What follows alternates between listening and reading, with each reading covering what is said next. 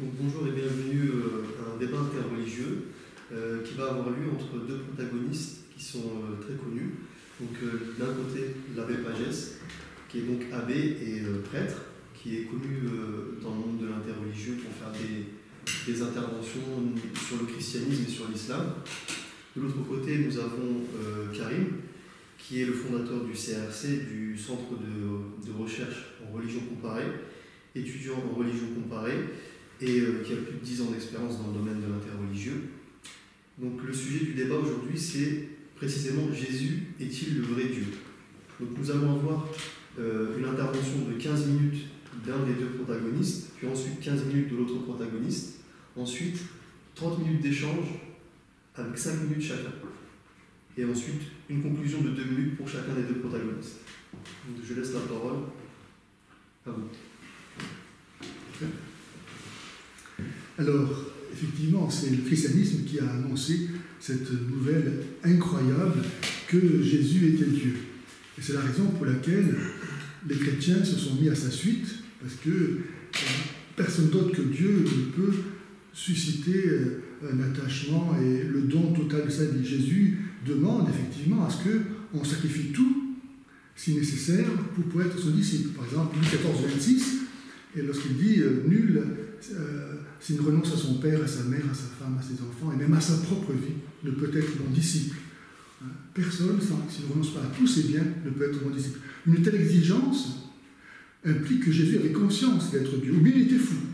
Il y a deux solutions. Ou bien il est fou de demander une chose aussi extraordinaire, aussi énorme, ou bien il est vraiment Dieu, Dieu méritant qu'on lui donne tout, puisqu'on lui doit tout. Et Jésus a montré par son comportement, par son enseignement, qu'il était vraiment ce qu'il prétendait. Par exemple, il dit « Je suis le chemin, la vérité et la vie ». Là encore, ou c'est vrai ou c'est faux. Ou bien il est un fou qui dit n'importe quoi, ou bien c'est la vérité. Alors pour savoir si c'est la vérité, il faut regarder la cohérence qu'il y a entre les paroles et les actes et ce que nous savons de Dieu de façon naturelle. Il y a une connaissance naturelle de Dieu qui est donnée par la raison, qui postule par exemple qu'on ne peut pas à la fois affirmer une chose et son contraire comme étant vrai en même temps, ça n'a pas de sens. Donc il y a une connaissance de la vérité qui est intuitive, qui est inhérente au fonctionnement de la raison. Donc avec cela, et ce que le judaïsme a dans ses écritures, on a assez pour déterminer si effectivement Jésus est un fou ou bien si vraiment il est Dieu. Et donc nous voyons Jésus dans l'Évangile, par exemple, pardonner les péchés. Et ça va être une des causes pour lesquelles les Juifs vont se scandaliser. On trouve ça au chapitre 2 de l'Évangile de Saint Marc, lorsqu'on amène un paralysé, et Jésus lui dit « Mon enfant, tes péchés sont pardonnés ». Et les Juifs se scandalisent en disant « Mais qui peut pardonner les péchés sinon Dieu ?» Donc c'est un blasphémateur. Et d'ailleurs, dans Saint Jean, au chapitre 10 aussi, on va voir comment les Juifs vont le condamner parce qu'il blasphème en disant « Mais toi qui n'es qu'un homme, tu te fais Dieu ». Autrement dit, Jésus, il a vraiment lui-même, par son enseignement, revendiqué d'être Dieu. Ou bien il dit en Jean 8, 24, 8, 28, 8, 58, 13, 19, il dit « Si vous ne croyez pas que je suis, vous mourrez dans vos péchés. » Donc il se présente vraiment comme le sauveur. Dieu seul peut nous sauver de nos péchés, puisque les péchés sont des offenses faites à Dieu.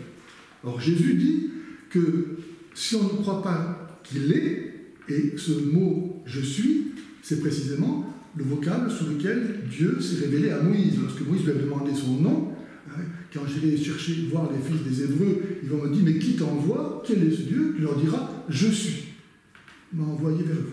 Donc Jésus revendique ce mot « Si vous ne croyez pas que je suis, vous mourrez dans vos péchés ». Donc il y a un lien entre le terme « je suis » et le fait de pardonner les péchés. Jésus met bien en relation donc ce qui est propre à Dieu. Il ne se trompe pas. À la fois il évoque le nom de Dieu et à la fois il évoque une œuvre propre à Dieu. Et il revendique les deux. Sous sa personne. Si vous ne croyez pas que je suis, vous mourrez dans vos péchés. Ensuite, Jésus a manifesté sa divinité par des miracles. Les miracles sont des œuvres que seul Dieu peut faire. Or Jésus, et le Coran lui-même en garde le témoignage, s'est distingué comme personne d'autre par des miracles. Et surtout, il va se distinguer par sa résurrection. Car ça, personne ne peut sortir d'entre les morts. Quand on est mort, on est mort. Il n'y a que Dieu qui peut faire revivre les morts. Or Jésus a librement offert sa vie. Il a annoncé ça, Luc 19,10, je suis né, je suis venu pour chercher et sauver ce qui était perdu. Ou bien il dit au moment où il va donner sa vie, le jeudi saint, lorsqu'il prend du pain, et il dit prenez et mangez, ceci est mon corps, et puis un peu après, à la fin du repas, il prend du vin, il dit prenez et buvez, ceci est mon sang. Si on sépare le corps et le sang, on ne peut pas vivre. Donc Jésus montre bien déjà dans ce rite de l'Eucharistie que ce qui va arriver le lendemain, sa mort sur la croix, n'arrive pas par hasard. Il l'a anticipé, il l'a voulu, il l'a intégré dans son œuvre. L'agneau qu'on offre dans les rites sacrificiels, que les musulmans continuent à offrir, annoncer ce sacrifice de celui qui est sans péché, qui est vraiment un agneau. Et Saint Jean-Baptiste va le désigner comme étant l'agneau de Dieu, qui enlève les péchés du monde. Donc Jésus, le jeudi saint, il offre sa vie en sacrifice, librement, il dit « Ma vie, nul ne la prend, c'est moi qui la donne. » Voilà pourquoi le Père m'aime, parce que je donne ma vie et pour la reprendre. Pas pour mourir, c'est pas quelqu'un qui est sadomasochiste, qui aime la mort. C'est quelqu'un qui veut simplement nous arracher nous-mêmes à la mort en descendant au royaume des morts pour en faire sortir les morts. Hein? Donc la résurrection, ce n'est pas quelque chose qui arrive, que les chrétiens ont pu inventer. Elle a été annoncée dans l'Écriture sainte, même si elle est moins présente que l'annonce du sacrifice du Messie, qu'on trouve notamment dans le livre d'Isaïe, au chapitre 52 et 53. On comprend très bien que croire à la résurrection, c'est quelque chose de tellement extraordinaire que encore croire que quelqu'un, tous les prophètes ont été persécutés, mis à mort, donc annoncer la mort du Messie quelque part, bon, ça peut plus facilement se faire. Mais annoncer sa résurrection, ça c'est quelque chose que les écrivains sacrés qui étaient des hommes, pour écrire une chose pareille, ils réfléchissent à deux fois. Donc le Seigneur, dans l'Écriture sainte, il va annoncer ça, mais certainement de façon moins évidente que la Passion.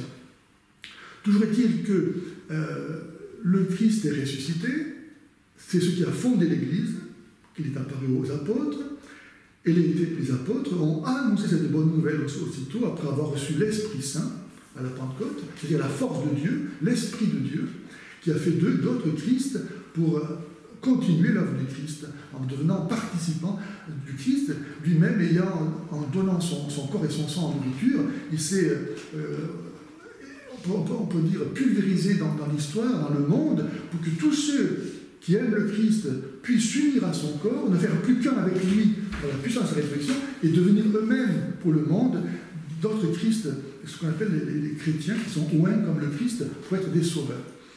Donc les apôtres, après la résurrection et la Pentecôte, vont annoncer cette bonne nouvelle, Christ est mort et ressuscité. Le kérigme, le résumé de toute la foi chrétienne, elle tient dans cette annonce.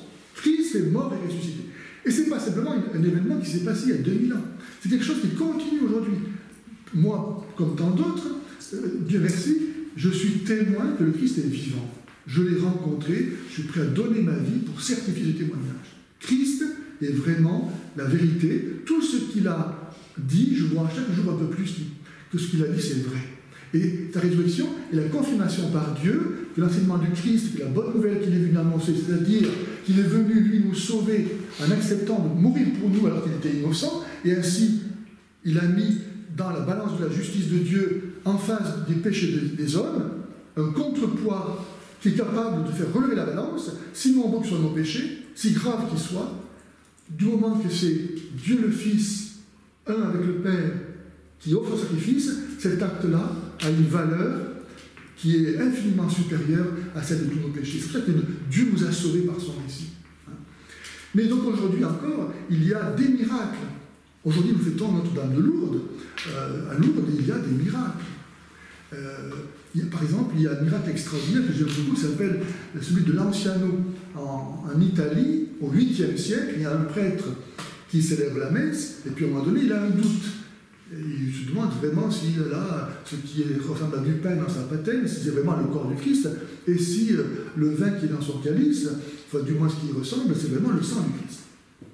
Et voilà qu'au même moment, ce qui était donc l'apparence de pain devient une chair sanguinolente, et dans le calice, il y a des caillots de sang. Et ça fait donc maintenant 12 siècles que ces reliques sont exposées dans cette petite église d'Italie. En 1977, l'évêque du lieu a fait faire des analyses par des scientifiques qui ont donné comme résultat que ces espèces-là, depuis 12 siècles, non seulement ne sont pas décomposées, ce qui dans les conditions de conservation est tout à fait incompréhensible, parce qu'elles doivent tomber en poussière, soit plus volatilisées, je ne sais pas quoi, donc c'est conservé. Mais en plus, ces espèces-là, elles ont les mêmes propriétés que du sang humain frais vivant.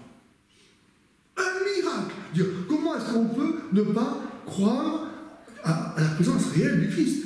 La science elle-même montre que ça a les mêmes propriétés que du sang humain frais vivant. Ça, c'est un miracle.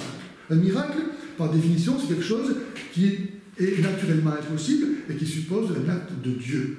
Seul Dieu est capable de faire en sorte que ceux qui semblent morts soient vivants. Donc ça, ce sont quelques éléments qui permettent de croire que le Christ est ressuscité, parce qu'il a témoigné non seulement lui-même de cela, personne ne pouvait penser, en voyant un homme, qu'il était Dieu, si lui-même n'avait pas revendiqué. Sa sagesse montre que vraiment, quand il parle, il a la connaissance de la vérité, qu'il sait trouver vraiment la réponse. Quand on lit l'Évangile, c'est frappant de voir comment Jésus, il donne toujours la réponse qui est hors de toute contestation possible. Il cloue le bec à tous ses contradicteurs. Par exemple, que ce soit sur l'histoire de la femme adultère qu'on lui a mis, eh bien, à travers cette question, est-ce que Moïse a dit qu'il fallait lapider les femmes adultères? Cette femme a été prise en flagrant d'adultère. Toi, qu'est-ce que tu dis? Autrement dit, il y a un gros piège. Parce que si Jésus dit qu'il faut la lapider, il renonce à son enseignement de miséricorde. Et s'il dit qu'il ne faut pas la lapider, on va l'accuser de trahir l'enseignement de Moïse. Eh bien, Jésus trouve le moyen de passer entre les fourches collines. Il va dire que celui qui est sans péché jette la première pierre. Il ne dit pas qu'il ne faut pas la lapider. Autrement dit, qu'on n'a pas la loi de Moïse. Et en même temps, il montre comment cette loi elle est insuffisante. Parce que nous sommes tous pécheurs. Et que si nous voulons mériter la miséricorde de Dieu, il faut être capable nous-mêmes de faire une miséricorde. N'est-ce pas? Et justement, dans l'Église, aujourd'hui, cette année, nous célébrons l'année de la miséricorde. Mais avant qu'on connaisse la miséricorde, il fallait annoncer la justice. L'Ancien Testament, la loi de Moïse, était nécessaire pour donner la conscience à l'humanité de ce qu'est le péché, de sa gravité et de la justice de Dieu. Mais ça ne suffit pas. Dieu n'est pas que justice, sinon il n'aurait rien fait du tout. On est tous pécheurs, et normalement, on ne doit pas être en vie. Si on est en vivant en ce moment, c'est que Dieu nous supporte. Dieu est miséricorde. Donc, après, la miséricorde n'aurait pas de sens s'il n'y avait pas des péchés, s'il n'y avait pas une justice. Car la miséricorde, elle va au-delà de la justice. Elle n'est pas injuste, elle ne va pas contre la justice, mais elle va au-delà. Donc, pour qu'il y ait une miséricorde, il faut d'abord qu'il y ait la justice. Et Dieu s'est révélé juste. Bref, tout ça pour dire que le Christ vient accomplir, par sa sagesse, l'enseignement et l'alliance qui avait été annoncée à Moïse et ensuite renouvelée, approfondie, affinée par les prophètes. Par sa sagesse, par son enseignement, le Christ, donc, et son Esprit Saint, surtout aujourd'hui, qui témoigne que Jésus est Dieu. On ne peut pas croire que Jésus est Dieu si l'Esprit Saint ne nous fait pas comprendre. Croire que Jésus est Dieu, ce n'est pas à mesure humaine. Personne, dit saint Paul, ne peut dire Jésus est Seigneur si ce n'est par l'Esprit Saint. Car si Jésus est Dieu, pour connaître Dieu, il faut être Dieu. Il faut avoir l'Esprit de Dieu. Dieu seul connaît Dieu. Et donc, pour connaître que Jésus est Dieu, il faut avoir en nous quelque chose qui vienne de Dieu et qui est son Esprit, qui nous permet de reconnaître en Jésus Dieu. Donc, aujourd'hui, nous avons l'Esprit Saint qui nous permet de reconnaître que Jésus c'est. Maintenant, avant de terminer, je voudrais aussi faire remarquer comment dans le Coran, Jésus est Dieu. Une minute. Par exemple, dans le Coran, il est dit que Jésus est la parole de Dieu. Ensuite, on dit que tout a été fait par la parole de Dieu. Mais si tout a été fait par la parole de Dieu et que Jésus est Dieu, c'est que lui-même n'a été fait par personne. Ou qu'il s'est fait tout seul. Il n'y a que Dieu qui dépend que de lui pour exister. Donc, le Coran lui-même, malgré lui, dit que Jésus est Dieu, en disant qu'il est la parole de Dieu et que tout a été fait par la parole de Dieu. Il y a encore d'autres moyens de montrer que Jésus est Dieu, même dans le Coran.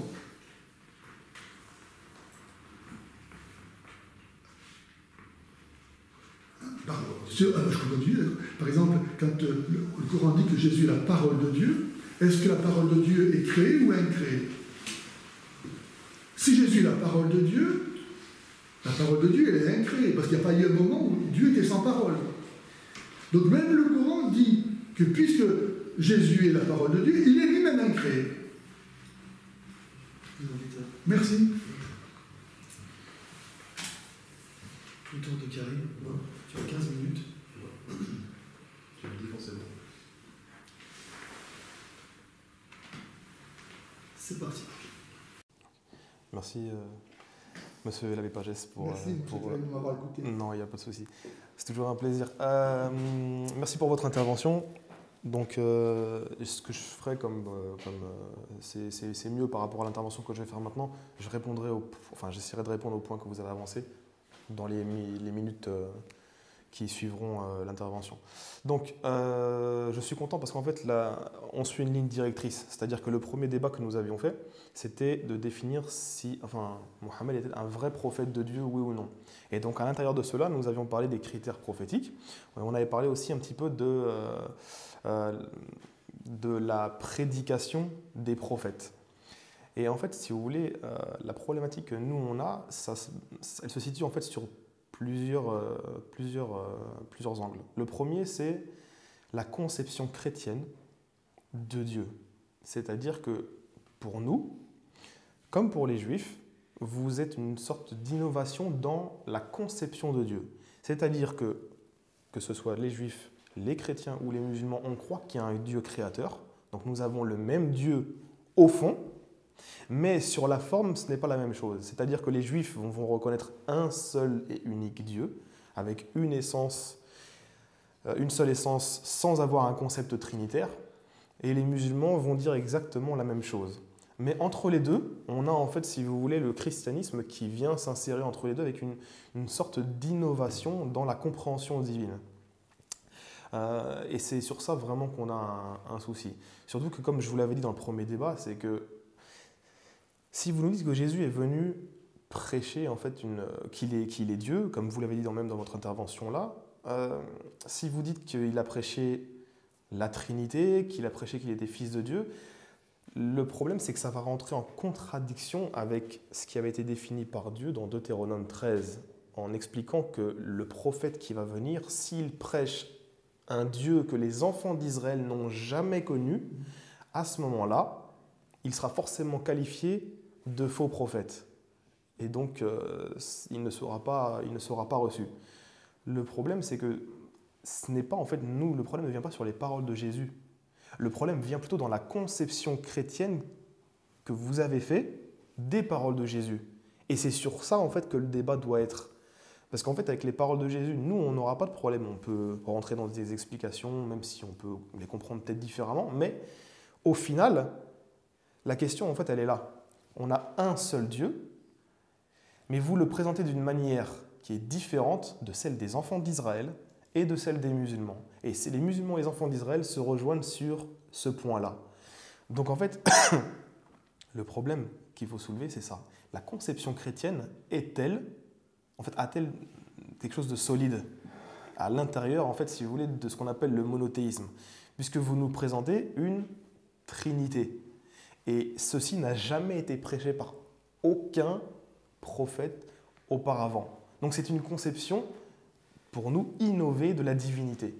Et c'est pour cela que nous considérons que Mohammed est revenu mettre, on va dire, de l'ordre dans ce qu'on pourrait appeler une sorte d'égarement de la part des chrétiens. Alors quand on dit un égarement, il ne faut pas le prendre forcément mal, parce qu'en fait, il faut comprendre, on va dire, la logique qui est derrière. Nous considérons les premiers chrétiens comme étant dans la vérité, c'est-à-dire les judéo-chrétiens qui, eux, ainsi que même des pagano-chrétiens, hein, mais au tout début, qui, eux, avaient une conception identique à celle des enfants d'Israël. C'est-à-dire qu'il n'y a qu'un seul Dieu, il n'y a pas un concept trinitaire qui vient s'insérer.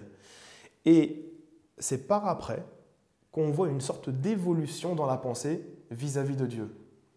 On va voir apparaître justement une trinité de personnes, une adoration qui va être donnée au Père, au Fils, au Saint-Esprit, des définitions qui vont apparaître, des conciles qui ont été donnés, etc. Mais ça n'a pas l'air de refléter ce que disent les textes déjà de base, que ce soit de l'Ancien et du Nouveau Testament. Et encore plus loin, c'est que ça ne reflète absolument pas la conception qu'avaient les enfants d'Israël de Dieu. Si Jésus est le Messie, comme vous l'avez dit, et comme nous le croyons aussi, les enfants d'Israël n'ont jamais connu une conception divine du Messie. Ça n'existe nulle part. Pour eux, le Messie n'a jamais été Dieu. Et il y a un verset en fait dans le texte de l'Ancien Testament qui est important, je trouve. Pourquoi ? Parce que juifs et chrétiens se rejoignent pour dire que ça parle du Messie. Donc, puisque souvent il y a des divergences entre juifs et chrétiens sur l'interprétation des prophéties de l'Ancien Testament, les juifs vont en rejeter certaines, ils vont ne pas être du tout d'accord avec vous, et les chrétiens vont dire que ça concerne Jésus. Mais il y en a une où vous vous rejoignez tous les deux. C'est dans Ésaïe, chapitre 11, verset 3, où il est dit, donc ça annonce le Messie, qu'il prendra plaisir dans la crainte de l'Éternel. Donc regardez, les Juifs comprennent que le Messie craindra l'Éternel, il craindra Dieu. Comment voulez-vous qu'ils aient la pensée que le Messie serait Dieu ? C'est pour ça que c'est une idée qui n'a jamais existé chez eux. Ensuite, il y a aussi la question de la terminologie. Et là, je pense que c'est là aussi où il y a un vrai débat à faire. La terminologie, c'est-à-dire que les mots Père, Fils, Seigneur doivent être, je pense, mieux expliqués pour comprendre en fait d'où vient la problématique qu'on a, en fait, si vous voulez. Si vous me dites que Dieu est Père, moi, je n'ai aucun problème avec ça en tant que musulman. Mais c'est dans la compréhension de celui-ci, de ce terme, que nous allons avoir un débat. Puisque pour nous, Père signifie exactement la même chose que les Juifs pensaient lorsqu'ils utilisaient déjà le mot Père. On prend par exemple Malachie chapitre 2 verset 10, où il est dit, à propos d'Israël, « N'as-tu pas vu que nous avons un seul Père ? N'as-tu pas vu que c'est un seul Dieu qui nous a créés ?» Donc le Père est en relation avec quoi ? L'aspect de la divinité et de la création. C'est-à-dire que oui, il est Père dans un sens figuré, dans le sens que c'est le créateur de toutes choses. Et les Juifs ont toujours compris cela de cette façon. Par exemple, on voit dans Jean chapitre 6, verset 27, où Jésus dit que Dieu, c'est le Père, et que c'est lui qui l'a marqué de son sceau. Et on voit bien que le Père, c'est Dieu. Donc c'est-à-dire que si vous mettez en relation la parole de Jésus ainsi que Malachie, on voit que ce sont les mêmes termes qui sont utilisés.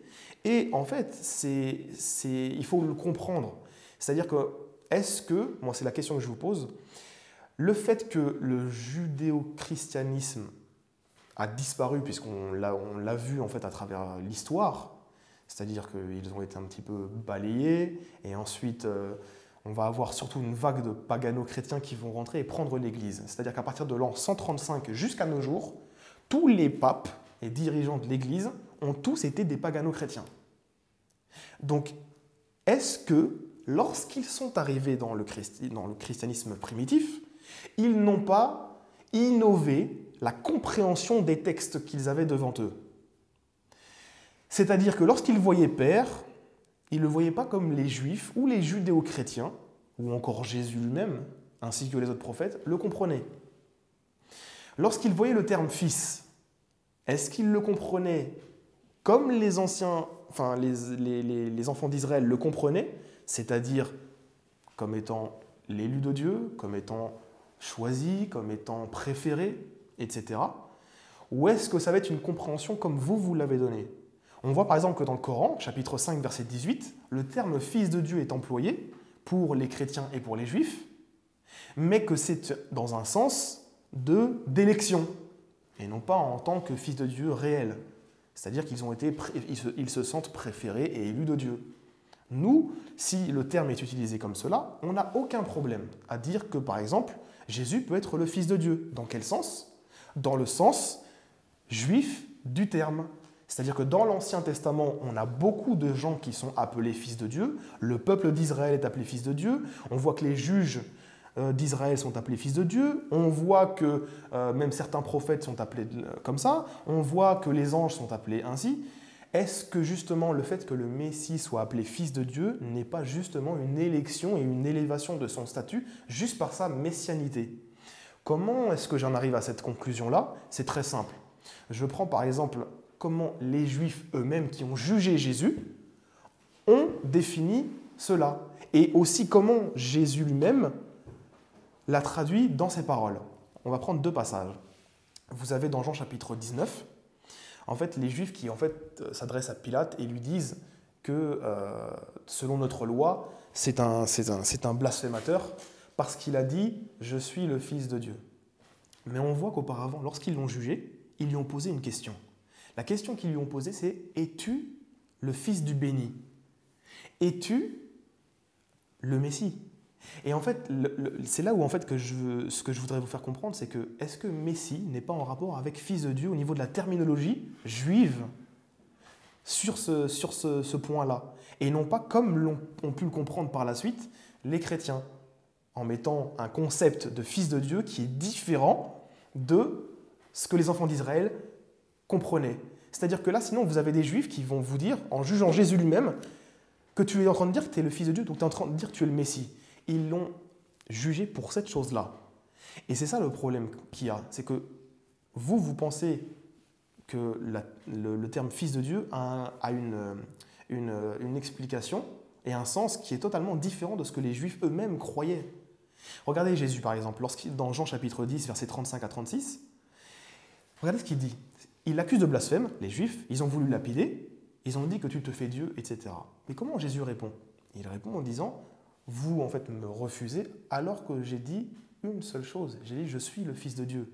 Et ensuite, il cite les psaumes, psaume 82, 6, où il est dit, dans ce chapitre-là des psaumes, que vous êtes, donc vous, ça revenait, en fait, si on reprend le verset 1 du psaume 82, aux juges, les juges d'Israël. Vous êtes les fils du Très-Haut. Et en fait, si vous voulez, c'est ça le problème. C'est-à-dire que Jésus lui-même donne la définition du terme « Fils de Dieu ». Il dit simplement que, en fait, c'est un titre honorifique. Ça n'a rien à voir avec peut-être le sens que vous en avez donné. De même pour le terme « Seigneur ». Le terme « Seigneur », c'est la même chose. C'est-à-dire que « Seigneur » peut être compris différemment. Mais comment on le comprend? On le comprend à travers et les paroles de Jésus et les paroles, par exemple, des apôtres. On voit que dans l'Ancien Testament, beaucoup de personnes ont été appelées « Seigneur ». On voit que dans le Nouveau Testament, Actes chapitre 2, verset 36, les apôtres nous disent que c'est Dieu qui l'a fait Seigneur et Christ, donc Seigneur et Messie. Et qui lui a donné ces deux titres, ou lui a fait avoir ces deux statuts-là? C'est Dieu. C'est ce qui est dit dans l'Acte des Apôtres, chapitre 2, 36. On prend la parole de Jésus lui-même dans Marc, chapitre 12. Lorsqu'en fait il s'adresse en fait aux scribes, il leur pose une question très simple. Il leur cite le psaume 110 en leur disant « Mais comment est-ce que les scribes peuvent dire que Jésus est le fils de David, alors que David lui-même, qui est animé de l'Esprit Saint, dit, après il cite le psaume en disant « Le Seigneur a dit à mon Seigneur ». Exactement. Et donc là, en fait, Jésus explique qu'il est le Seigneur. Voilà. Sauf que le problème, c'est que là, Jésus s'attribue donc le titre de Seigneur, mais pour cela, il faut revenir en fait au texte de base du psaume.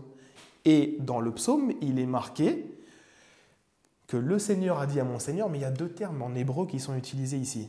Le premier, c'est Adonai, donc c'est YHWH à la base avant qu'il soit échangé. Et ensuite, c'est l'Adoni. Et l'Adoni, si vous prenez tout l'Ancien Testament, ça a toujours été appliqué à une créature. l'adonie n'a jamais été appliqué au Créateur. Donc, Jésus, en s'appliquant ce psaume-là à lui-même, il s'applique le terme l'adonie et non pas Adonai. Et c'est pour cela qu'il dit qu'il est le Messie et qu'il est au-dessus de tout le monde et que David a dit qu'il était son Seigneur, mais pas le Seigneur Dieu, le Seigneur comme Abraham est appelé Adoni. Et il y a 195 occurrences du terme l'adonie dans l'Ancien Testament, ça ne concerne jamais une seule fois le Créateur. Très bien. Donc, pour terminer, parce qu'on voit que le temps passe très vite, ce que je voulais vous dire, c'est qu'en fait, vous avez une conception qui est différente de celle des enfants d'Israël. En ayant innové de la sorte, vous faites de Jésus un faux prophète. C'est-à-dire pas qu'il en est un réellement, mais votre conception trinitaire amène à ce que les Juifs, l'ayant jugé, ça c'est une question que je vous pose, admettons que vous ayez un Juif devant vous, et je termine là-dessus, que vous ayez un Juif devant vous et qui vous dit « nous, on s'est débarrassé de Jésus ». Ça, c'est les imprévus directs. Admettons que vous ayez un Juif qui vous pose la question, que nous sommes débarrassés de Jésus. Normal, selon vous, il a prêché un Dieu trinitaire. Or, notre conception à nous, c'est que c'est un faux prophète, selon Deutéronome 13, puisqu'il a prêché un Dieu que nous n'avons jamais connu. Donc, je termine là-dessus. Est-ce que votre conception ne fait pas de Jésus un faux prophète? Alors, désolé pour cette proposition. 5 minutes chacun, dans 30 minutes. Ok. Alors, première remarque, c'est que vous ne répondez pas aux arguments que j'ai avancés. Et je trouve ça vraiment très dommage, qu'au lieu de vous rendre à mes arguments qui sont manifestement incontestables, vous cherchez des moyens de ne pas les croire, de ne pas les accueillir. Je trouve ça très dommage. Et c'est typique, bon, malheureusement, du chemin du comportement des Juifs qui n'ont pas voulu accueillir Jésus. Alors vous nous dites que, en fait, notre Dieu fait de Jésus un faux prophète parce qu'il aurait une conception nouvelle de Dieu. Mais ce que vous refusez de reconnaître, c'est que nous ne disons pas que Dieu n'est pas unique. Si nous prêchions une trinité de dieux différents, comme il en existe tant, un tritéisme, je comprendrais, mais les chrétiens ne l'ont jamais dit qu'ils croyaient à un autre Dieu que le Dieu qui s'est révélé à Abraham et à tous les prophètes. Donc venir nous accuser de croire à un autre Dieu, c'est tenir un discours que nous ne tenons pas, nous mettre dans la bouche un discours qui n'est pas le nôtre. Nous ne disons pas que Dieu n'est pas unique. Simplement, et d'ailleurs le Coran le dit, sourate 112, Allah il est inconnaissable. Donc quelque part, nous partageons cette foi avec les Juifs qu'il y a un seul Dieu, mais vous, au nom de votre connaissance de Dieu, vous ne pouvez pas dire que Dieu n'est pas Trinité, puisque vous ne le connaissez pas. Quelque part, vous allez au-delà de ce qui vous est possible. Du moment que nous disons qu'il y a un seul Dieu, ça devrait vous suffire, puisque l'islam, comme le judaïsme, se contente et se glorifie de dire simplement qu'il y a un seul Dieu. Ben, soyez contents, on dit la même chose.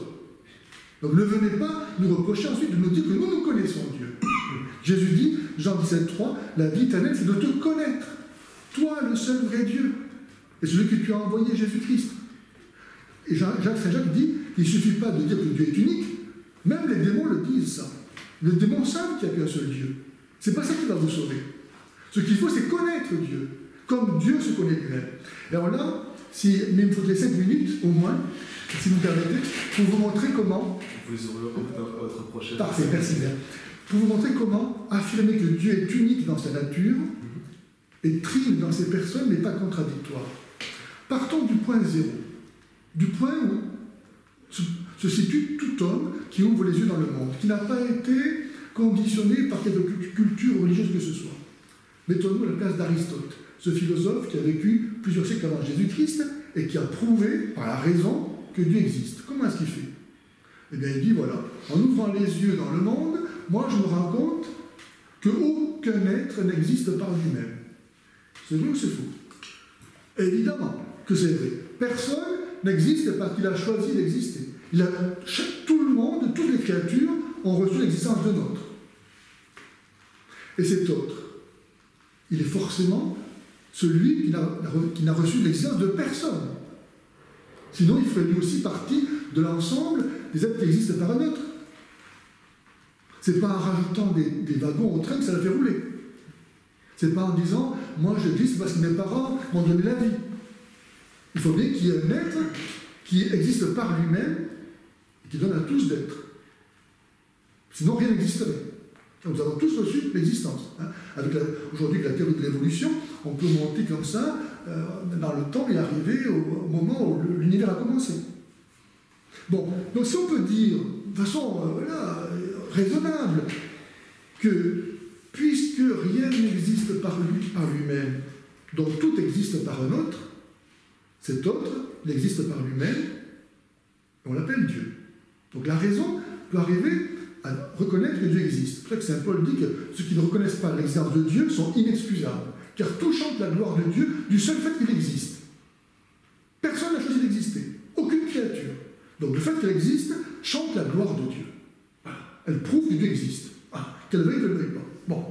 Donc si on peut dire qu'il y a un être qui existe par lui-même, est-ce qu'on ne peut pas dire que cet être, puisqu'il ne dépend de personne d'autre que de lui-même pour exister, est-ce qu'on ne peut pas dire qu'il est son propre Père? Il n'y a rien de contraire à ce que nous savons déjà, à savoir qu'il y a un être qui existe par lui-même, que de dire que cet être est son propre Père, puisqu'il ne dépend que de lui-même pour exister. N'est-ce pas? Ensuite, si on peut dire que Dieu, il est Père de lui-même, est-ce qu'on ne peut pas dire aussi qu'il est Fils? Parce qu'il n'y a pas de Père sans Fils. Ça n'existe pas un Père sans Fils. Et d'ailleurs, on comprend bien que cet être qui existe par lui-même, dans le mouvement par lequel il advient à lui-même, entre l'engendrant et l'engendré, il y a la place, je sais qu'il m'a donné davantage, il y a la place pour l'engendrement. C'est le même être. L'engendrant et l'engendré, c'est le seul et même être. Mais en lui, dans le mouvement par lequel il advient à lui-même, on comprend qu'il y a la place pour le départ et l'arrivée de ce mouvement. Le Père et le Fils. Ou bien on peut dire aussi que cet être qui a tout créé, qui sait tout, il nous a donné à nous-mêmes une connaissance. Est-ce qu'on peut supposer qu'il ne se connaisse pas lui-même? Si Dieu est parfait, forcément, il sait tout et il se connaît lui-même. Eh bien, cette connaissance que Dieu a de lui-même, on l'appelle le Fils. Parce que tel Père, tel Fils. Le Fils révèle le Père. Sans Fils, il n'y a pas de Père. Jésus dit qu'il me voit, voit le Père. Donc, quand on dit que Jésus est la parole de Dieu, dans le Coran, on dit que Jésus est la parole de Dieu, parce que Dieu se connaît lui-même. Et cette connaissance que Dieu a de lui-même, on l'appelle la parole de Dieu. Donc, on voit qu'en Dieu, il y a la place pour Dieu et la connaissance qu'il a de lui-même. Mais pour connaître Dieu, il faut être Dieu. Il n'y a que Dieu qui connaît Dieu. Donc, le Fils est Dieu. Et donc, voilà comment, raisonnablement, on peut montrer qu'on peut à la fois affirmer que Dieu, dans son essence, dans sa nature, il est un, ce qui n'est pas contraire avec le fait qu'il y a une pluralité en lui de personnes. Je peux continuer comme ça, mais je vais répondre à d'autres points que vous avez soulevés. Vous pourrez peut-être, parce que vous avez 5 minutes encore, vous avez d'autres phases de 5 minutes, d'accord, pour la réponse si vous voulez. Bon, alors... Donc, soit tu utilises les 2 minutes que tu as de plus tout de suite, soit tu les utilises... soit tu fais ces 7 minutes comme l'avait Pagès, soit tu les utilises. Je vais faire ça. Ok, c'est parti. Ok. Donc vous m'avez reproché en fait, monsieur l'avait Pagès, de ne pas avoir répondu en fait à vos arguments. Le problème c'est que comme c'était ma partie présentation, je ne pouvais pas en fait entamer une réfutation en fait de vos propos. Et par contre en fait ce qu'il y a c'est que en général quand on accuse quelqu'un, ce qui se passe, c'est qu'on se mange un effet boomerang. Moi, je vais vous dire que là, dans votre partie réfutation, vous n'avez pas répondu à un seul des points que moi j'ai avancé. Voilà, c'est pour ça. Donc, non, ouais, vous avez plutôt développé la théologie, mais il n'y a pas de souci, de toute façon, vous avez encore le temps de le faire. Donc, vous avez posé, en fait, vous avez expliqué que Jésus, en fait, était soit fou, soit Dieu. Moi, la question que je vous pose, c'est pourquoi est-ce qu'il ne serait pas tout simplement prophète, messager et messie? Pourquoi il faut, en fait, quelque chose de si lointain et d'éloigné pour Jésus? C'est soit il est Dieu ou soit il est fou. Pas forcément. Si justement, en fait, il n'est pas Dieu et qu'il n'est pas fou, il peut tout simplement être un prophète, un messie et un envoyé. Et c'est exactement en fait la position musulmane sur la question. Donc, je vais revenir sur 2-3 choses que vous avez dit. Donc, la première chose que vous avez signifié pour montrer, c'était votre argument principal, on va dire, pour montrer que Jésus était Dieu, c'est ce qu'on appelle les fameux « je suis », donc qui se retrouvent surtout dans Jean chapitre 8, 13, etc. Donc, le problème que j'ai avec ce point-là, c'est que le texte de Jean 8, 58 dit que c'est Jésus qui parle, avant qu'Abraham fût, je suis.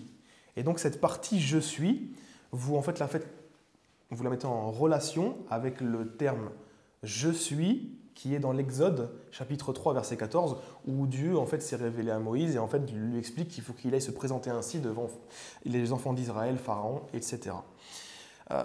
Moi, ce que j'aimerais, c'est, si c'est possible, je ne sais pas si vous pouvez, est-ce que vous pouvez me lire le texte en grec d'Exode 3.14 ? Pourquoi ? C'est possible ou pas ? D'accord. J'aimerais que vous me le lisiez, si c'est possible, parce que je voudrais comprendre une chose en fait dans notre compréhension. Donc voilà, il est là, et c'est donc le verset 14 qui est tout en haut.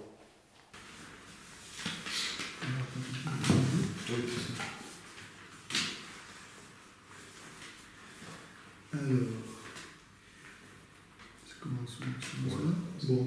Kai penotheos pros morusen, legon ego eimi o on.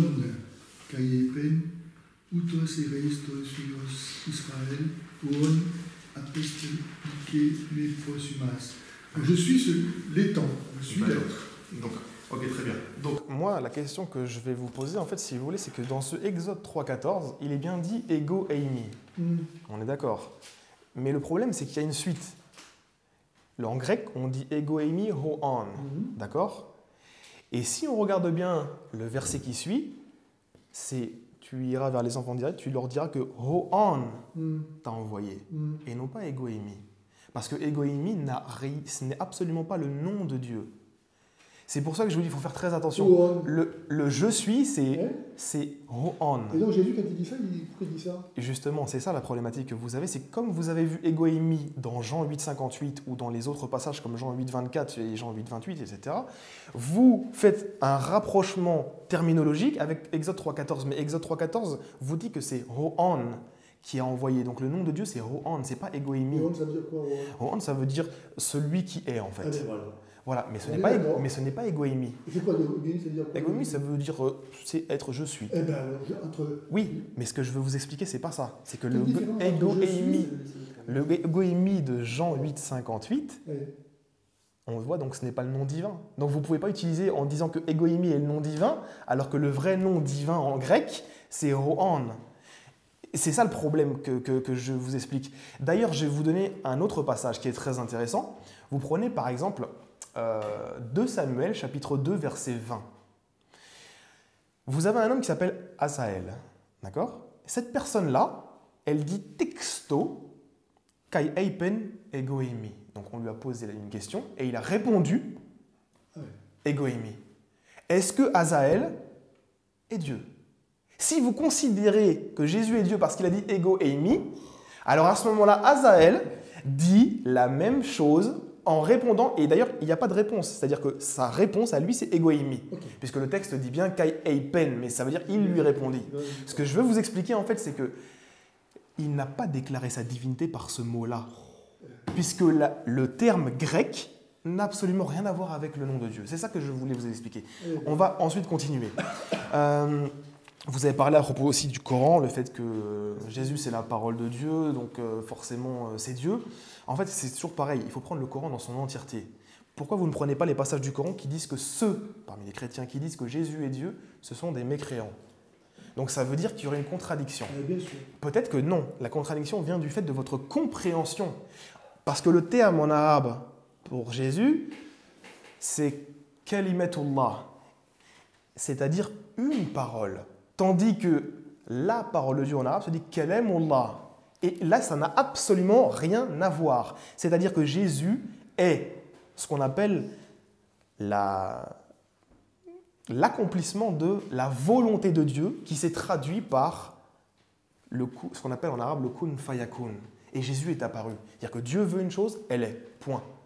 Et donc le fait que Jésus soit une parole de Dieu n'a rien à voir avec le fait d'être la parole de Dieu. Ce sont deux choses totalement différentes dans le Coran.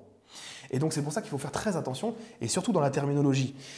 Je vais vous donner un autre exemple pour terminer là-dessus. Regardez la conception de ce qu'on appelle les païens et la conception juive des termes. Vous prenez par exemple, lorsque Paul et Barnabé ont été à Iconium, ils ont, en fait, si vous voulez, tu me dis s'il faut arrêter, je continue. Ça va pas, j'arrête là et je dirai ça à la prochaine pour être...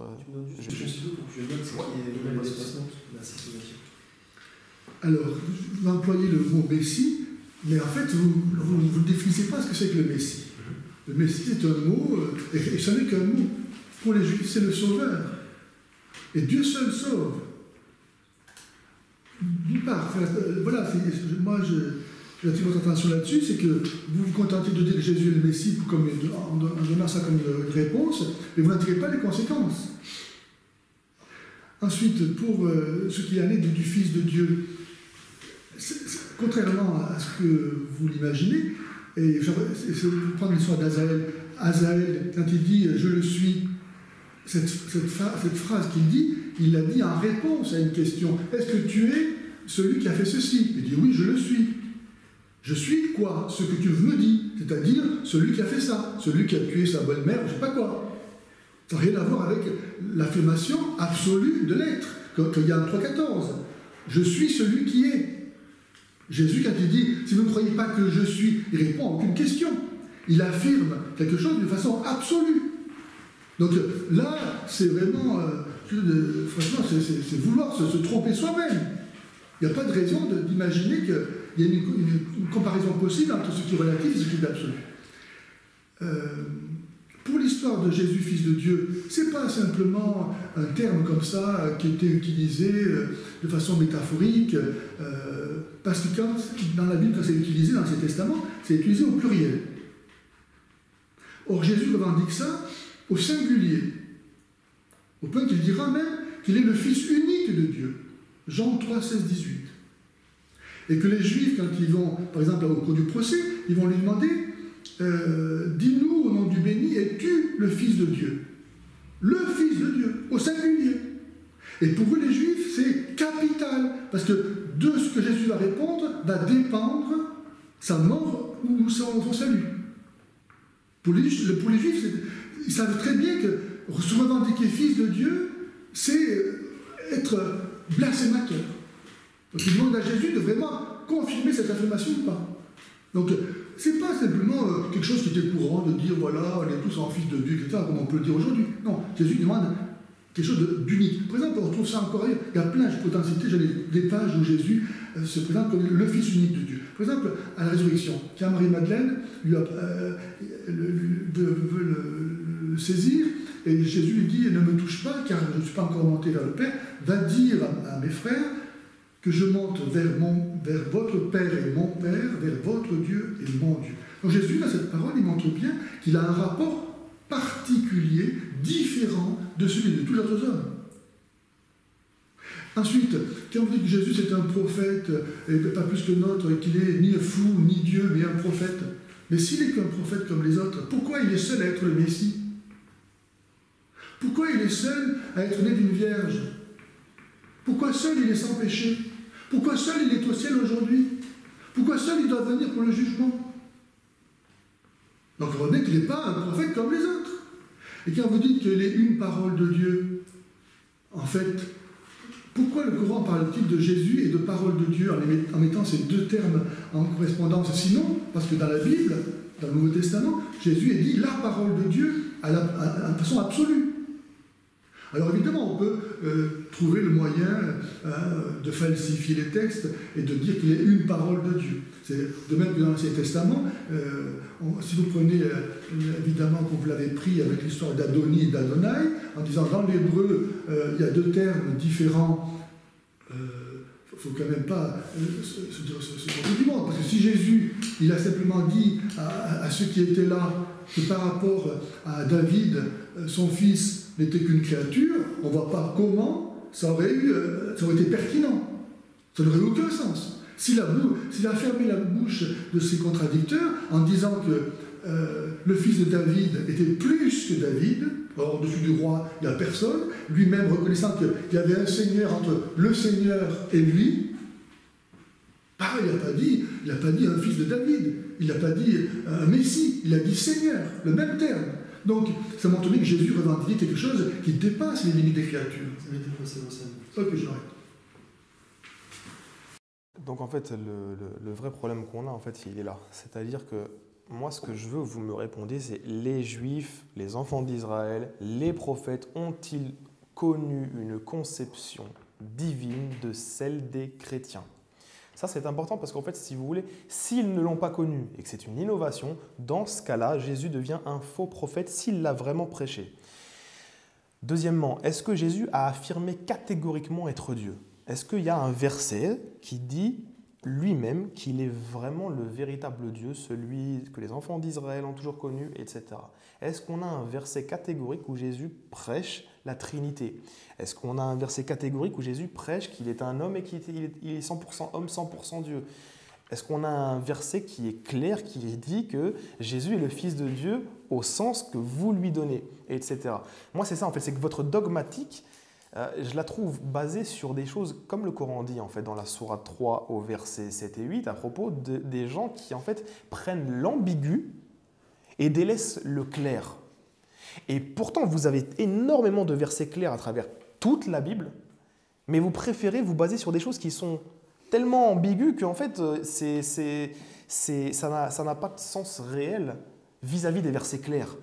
La règle, c'est qu'on interprète les versets ambigus à la lumière des versets clairs, et non pas l'inverse. Et vous partez de l'inverse, vous prenez les versets ambigus comme le ego eimi. D'ailleurs, vous m'avez répondu à propos d'Azaël, mais ça n'a rien à voir. Ce que je veux vous expliquer, c'est que le ego eimi en grec n'est pas le nom de Dieu. Le nom de Dieu, c'est Rohan. C'est pareil. Non, ce n'est pas la même chose. Ça n'a absolument rien. Entre je suis celui qui est et les temps. Pas d'interférence, s'il vous plaît. Il n'y a pas de souci.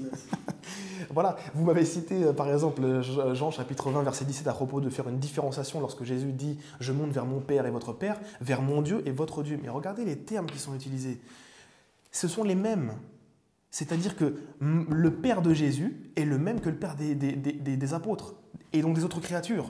Le Dieu de Jésus est le même Dieu que celui des apôtres et des autres créatures. Vous voyez ce que je veux dire? Il n'y a pas de différenciation, c'est dans la manière de l'apporter. Mais par contre, lorsque Jésus dira dans Marc chapitre 12, verset 29, « Le Seigneur, notre Dieu, est l'unique Seigneur », là on voit une réunion des deux. Il réunit tout le monde, même lui avec. Donc en fait, si vous voulez, c'est pour ça que je vous dis que ça n'a pas de sens réel. Troisièmement, ce que je voulais vous dire, c'est que, pour revenir un petit peu sur ce que vous avez dit, oui, à propos des fils de Dieu. Vous avez dit que en fait, c'est pluriel dans l'Ancien Testament, ce qui est faux, puisqu'il y a plein de termes fils de Dieu employés au singulier. Et en plus de ça, vous me dites que les Juifs eux-mêmes, c'était le critère pour définir s'il doit mourir ou non. Mais c'est faux, puisqu'en fait, il y a la suite du verset « Es-tu le fils du béni ?» Es-tu le Messie? C'est ça le problème. C'est-à-dire que moi, ce que je veux que vous compreniez, c'est que fils de Dieu, dans la conception juive, était en rapport avec une élection. Est-ce que tu es le Messie? Puisqu'ils se prenaient pour le Messie, il leur disait. Et eux-mêmes le savaient que c'était le Messie, sauf qu'ils n'attendaient pas une conception de ce Messie-là. Ils attendaient un Messie qui allait les délivrer du joug romain, ce qui n'a pas été fait. Et donc en fait, si vous voulez, ils l'ont forcément pris pour un imposteur. Mais c'est pas grave ça. C'est-à-dire qu'en fait, les Juifs ont pu se tromper sur cette question-là. Par contre, là où ils n'ont pas pu se tromper, c'est sur la question de la divinité de Jésus. Si Jésus a prêché sa divinité et un nouveau Dieu, une nouvelle conception, même si vous me dites que c'est le même Dieu, oui, dans l'absolu, on a un seul créateur, mais votre conception trinitaire n'est absolument pas connue des enfants d'Israël, ni des prophètes. C'est ça que je veux vous expliquer. Le problème, il est là. C'est faux, mais il faut le prouver. Il n'y a pas de souci. Ouais, d'accord. Donc voilà, je vais revenir à mon exemple que je voulais terminer tout à l'heure à propos de la compréhension des textes. Par exemple, lorsqu'on avait Paul et Barnabé qui sont partis à Iconium, on les a pris, donc ils vont chez des païens purs, on les a pris pour Zeus et Hermès, parce qu'ils ont fait un miracle. Ils ont dit quoi? Ils ont cru que les dieux étaient descendus parmi les hommes. Donc on a une conception d'incarnation dans ce texte-là à propos des païens. Ils avaient tort, on n'a pas de souci. D'ailleurs, même Paul, après, il arrache ses vêtements, il dit, mais on est de la même nature que vous. Mais regardez la conception juive de la même chose. On a dans Luc chapitre 7, verset 16, les Juifs qui ont vu les miracles et qui ont dit « Dieu a visité son peuple ». Donc on a la même chose. Les païens disent cela, les Juifs aussi. Comment il a visité son peuple? Est-ce que c'est en forme incarnatrice? Non. Ils disent « en envoyant un grand prophète parmi nous ». Regardez la conception différente. Ma question pour terminer, c'est est-ce que le christianisme n'a pas pris la conception païenne des termes pour les appliquer sur le Nouveau Testament, et non pas la conception juive et judéo-chrétienne qui était de base. Merci, M. Pajas. En fait, le Christ, il est venu pour tous les hommes, et pas seulement pour les Juifs. Il est venu réconcilier les Juifs et les non-Juifs. Et c'est pourquoi tout à l'heure, quand vous avez soupçonné qu'à partir de l'an 130, les papes venant du pagano-christianisme aient pu modifier la doctrine catholique au profit du paganisme, c'était donc ignorer que dans le christianisme, comme le dit saint Paul, il n'y a plus ni juif, ni grec, ni esclave, ni homme libre. On ne fait plus qu'un dans le Christ. Donc ça n'a aucun sens d'imaginer qu'on va tirer d'un côté plutôt que de l'autre. Ensuite, la question que vous m'avez posée à l'instant, c'était... Ah oui, c'est ça. Est-ce que le christianisme n'a pas appris du paganisme? Donc Jésus, il est venu, en fait, pour tous les hommes. Et c'est vrai que dans le paganisme, on trouve des préfigurations, ce qu'on appelle des pierres d'attente du christianisme. Et qu'il y a, par exemple, des trinités, des choses qui sont trop différentes de la trinité chrétienne. Il y a ce sont des tritéismes, en fait. Donc les païens étaient plutôt polythéistes, parce que pour eux, la divinité était quelque chose de trop divers, miraculeux, ayant tellement de facettes différentes qu'on ne peut pas l'exprimer autrement que par une multitude, une pluralité de divinités. Et les Juifs, eux, au contraire, ont mis l'accent sur l'unité de la nature divine. Le christianisme, quelque part, il réconcilie les deux, dans la mesure où il affirme à la fois l'unicité de la nature divine et une pluralité de personnes divines, qui chacune est le seul vrai Dieu, qu'elles sont toutes ensemble. Donc ce n'est pas contradictoire avec le dogme de l'unicité divine. Donc dire qu'il y aurait là un conflit, il n'y a pas de conflit. Le Christ est venu pour tous les hommes.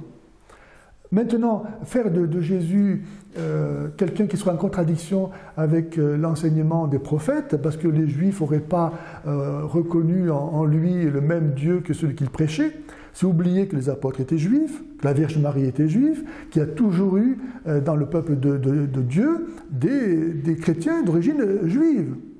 Donc on ne peut pas enfermer, et le peuple juif a montré tout le temps de son histoire qu'il a persécuté les prophètes et les a mis à mort. Donc ce Dieu, il ne suffit pas de dire « nous on croit en Dieu », les prophètes justement ont dit « vous croyez en Dieu, mais en fait vous servez le diable ». Qu'est-ce qu'il y a d'extraordinaire à ce qu'il fait la même chose avec Jésus?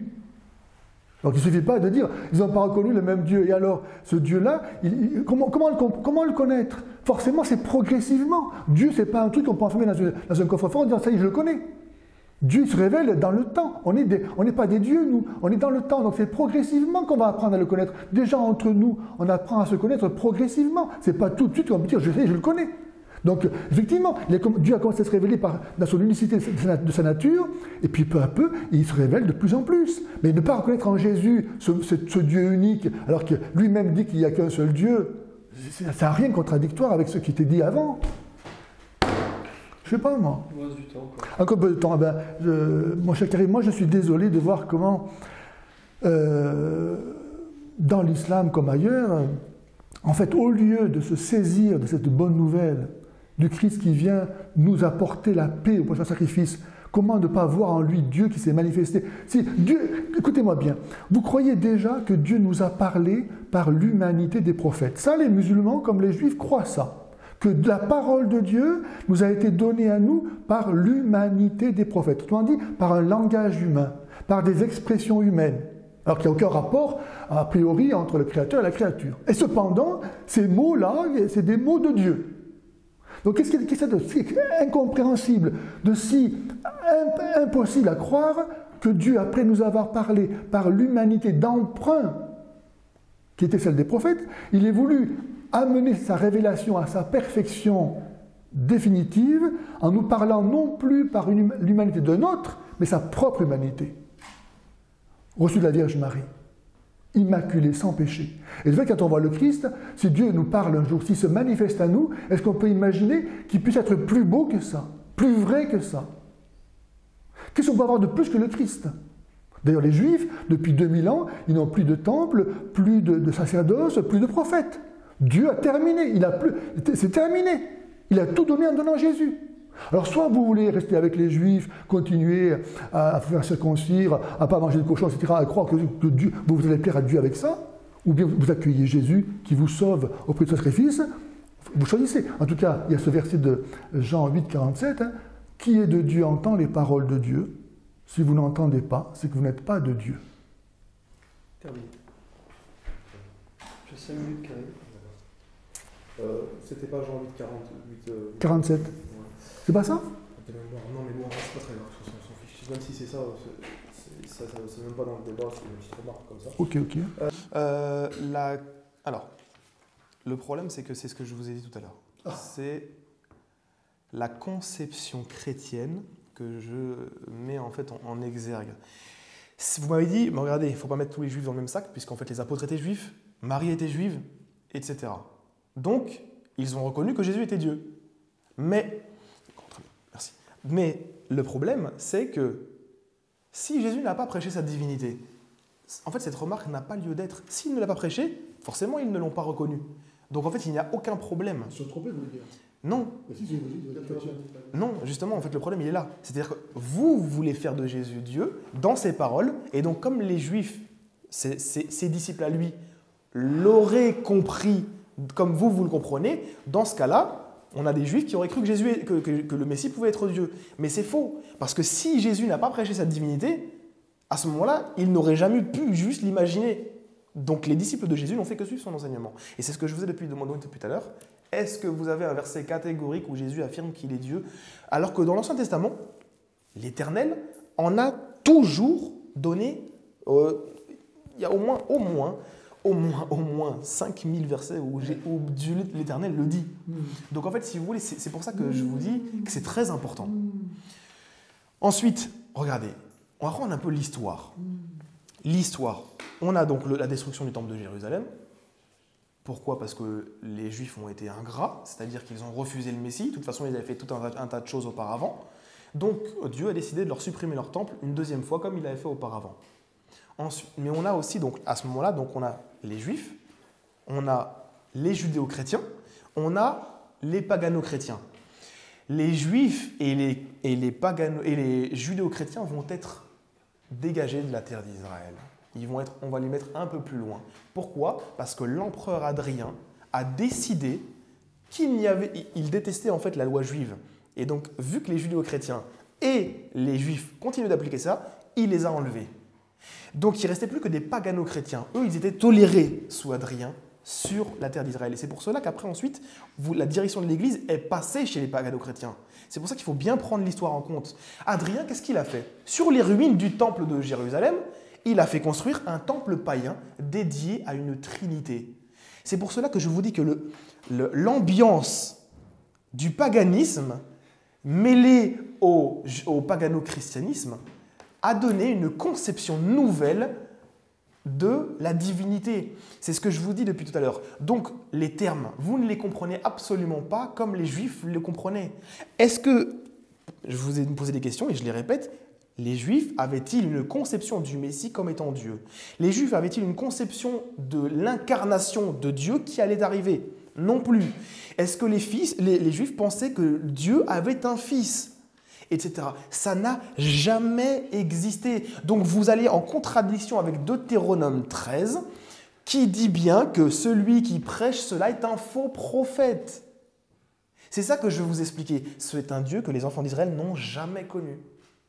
Ensuite, au début, vous m'avez cité les miracles qui ont existé, comme aujourd'hui, vous me dites que c'est le miracle de Lourdes, etc. Les miracles ne sont pas un argument. Deutéronome 13 vous le dit. Il se peut qu'un faux prophète fasse des miracles et que ce soit un test de la part de Dieu pour vérifier les vrais des faux croyants. Deutéronome 13, c'est pas moi qui le dis, c'est l'Éternel. Donc ce que je vous expliquais, c'est qu'un miracle en soi n'est pas un argument s'il est fait au nom d'une autre divinité. Si vous me dites que les gens, les chrétiens font les choses au nom de Jésus, à ce moment-là, en tant que Dieu, ça posera un vrai problème théologique. Pourquoi? Parce que les apôtres, dans Actes des Apôtres chapitre 4, disaient que c'est au nom de l'Éternel, par l'entremise du nom de Jésus, que les choses étaient accomplies. C'est Dieu qui les accomplit. Ce n'est pas, en fait, si vous voulez, la demande à une divinité autre. Si Jésus n'est pas Dieu, dans ce cas-là, c'est ce qu'on appelle du polythéisme, même s'il est caché. C'est un polythéisme très bizarre, en fait, le christianisme, puisqu'en fait, ils ont apporté un concept trinitaire, et c'est un masque monothéiste sous couvert derrière d'un masque polythéiste. Et c'est pour ça que je vous dis que vous avez une conception, pas trithéiste, mais il y a du trithéisme dans votre conception monothéiste. D'accord, très bien. Donc moi, ce que je veux, c'est que vous répondiez aux questions. Où est-ce que Jésus a dit qu'il était Dieu? Je veux une phrase catégorique de sa part. Je ne veux pas un verset ambigu. C'est ce que je vous dis, le Coran, reprochant cela à la base, selon les exégètes musulmans, les 83 premiers versets de la sourate 3, dont le verset 7 et le verset 8 qui parlent à propos des versets ambigus, des versets clairs, on nous dit que c'était à propos des chrétiens, même si après on peut l'appliquer de manière générale pour tous les gens qui s'égarent. Mais ce que je veux dire, c'est que c'est sur les chrétiens que ces versets-là ont été révélés. Et c'est ce que je vous reproche, non pas moi, mais les juifs et les musulmans, c'est de prendre l'ambigu et de délaisser le clair. Jésus vous dit qu'il n'était pas Dieu. Jésus vous dit qu'il avait un Dieu lui-même. Luc chapitre 6, verset 12, qu'il passait toute la nuit à prier Dieu. C'est pour cela que je vais vous expliquer. Il n'a pas dit « je prie mon Père ». Non, c'est marqué qu'il priait Dieu. Oui. Et qu'il avait un Dieu lui-même. Alors, la question que vous me posez, c'est est-ce que Jésus a dit d'une façon évidente qu'il était Dieu? La réponse est la suivante. C'est que si Jésus avait dit « hé les gars, c'est moi, je suis Dieu », il est lapidé, tout de suite. Il ne peut pas affirmer ça dans un peuple monothéiste qui croira à la transcendance absolue de Dieu sans susciter une hostilité qui mettra un terme rapide à sa carrière. D'ailleurs, il n'a pas mis longtemps pour que ça arrive non plus, d'ailleurs. Donc il a fait progressivement. Il a voulu qu'on le devine à travers ses paroles. Et toi, que dis-tu qui je suis, etc. Ou bien, par exemple, quand il dit « Le Père et moi, nous sommes un ». Qu'est-ce que ça veut dire « Le Père et moi, nous sommes un » sinon qu'il est Dieu? Est-ce que si Dieu il est un, Jésus qui est un avec le Père, il est forcément Dieu aussi. Il faut quand même ouvrir les... Enfin, bon, quand il dit avant qu'Abraham existât, je suis. Encore le fameux je suis. Bon, bien que ce mot il est compris de façon absolue. Et non pas, c'est pas une réponse. Oui, c'est moi qui ai fait ça. Oui, c'est moi qui ai joué au football l'autre jour. Ça n'a pas de rapport. C'est je suis de façon absolue. Mais pensez à ça. Ou bien quand il dit, par exemple, par rapport à la Trinité, en Matthieu 28, 20, baptisez-les au nom singulier du Père, du Fils et du Saint-Esprit. Donc il y a une fonction de la Trinité. Donc on voit bien que, maintenant, encore une fois, Dieu, il n'est pas un Dieu qui vient là pour s'imposer en disant « croyez en moi ». C'est-à-dire c'est pas Allah qui dit « croyez en moi et sinon vous allez brûler en enfer hein. ». Même si de fait on va à l'enfer si on ne croit pas en Jésus. Hein. Mais il ne va pas s'imposer. C'est nous qui librement sommes appelés à reconnaître en lui Dieu ou pas. Dieu, il s'offre, il nous a tout donné et par la suite du marché, il veut se donner lui-même. Mais si on ne veut pas le prendre, on ne le prend pas. Et puis même Dieu, il ne peut pas nous forcer à l'accueillir. Donc, quelque part, il prend des gants avec nous. Il cherche comme ça à susciter, à éveiller notre intelligence, nous-mêmes, on arrive à dire, mais tiens, mais ce type-là, il n'est pas comme les autres. Mais qui il est finalement? Voilà comment le Seigneur il s'est conduit. Il vous reste 3 minutes. Ça va. Oh, je peux en rajouter, mais ça ne sera peut-être pas nécessaire. On est déjà en retard. Hein. Ok, on passe à la partie 4. Donc, on passe à la suite? Je vais faire ma conclusion. Ah, d'accord. Voilà. Donc, il y a 3 minutes de parole, plus 2 minutes de conclusion. D'accord. Enfin, c'est comme vous voulez, parce qu'il a parlé 2 minutes 30 pour conclure. Moi, je prends mes 5 minutes. Tu prends tes 5 minutes, ok, c'est parti. Donc, on va terminer là-dessus. Donc, je voulais vous remercier. Donc, alors, comme je vous ai dit, la problématique qu'on a, elle est sur différents angles ou différents axes. Donc, les enfants d'Israël n'ont jamais connu le Dieu que vous avez prêché. Et ça peut être une cause de refus de leur part si Jésus l'a prêché. S'il a prêché cela, c'est un faux prophète selon le Deutéronome 13. Deuxièmement, vous m'avez dit, et là je crois qu'on rentre dans le tragique, c'est-à-dire que là c'est une contradiction flagrante. Vous m'avez dit, mais Jésus en fait non, il n'a pas prêché qu'il était Dieu. Il ne l'a jamais dit, sinon il aurait été tué. Et vous me dites, juste depuis le début du débat, que Jésus a affirmé qu'il était Dieu. Oui. Ah oui, mais c'est une contradiction. Mais non. L'a-t-il dit ou ne l'a-t-il pas dit? Il l'a laissé deviner et il a dit. Voilà. Ensuite, si vous me dites qu'il a laissé deviner, mais depuis quand Dieu joue aux devinettes? Alors que dans l'Ancien Testament, du début à la fin, il l'a affirmé de manière catégorique et en l'imposant aux gens. Non pas en l'imposant dans le sens qu'il va les foudroyer sur terre s'ils ne le croient pas, mais c'est dans l'imposition de la croyance. Ceux des croyants qui doivent croire en Dieu, oui, c'est une imposition pour vous de croire que je suis le Dieu unique. Je suis le seul, il n'y en a pas d'autre. Donc cette chose-là, en fait, c'est ce que je vais vous expliquer, c'est que votre conception n'a jamais existé, ni dans l'Ancien Testament, ni dans le Nouveau. Et c'est ça le problème. Le Messie n'a jamais été considéré comme Dieu. Dieu ne s'est jamais incarné comme vous le pensez.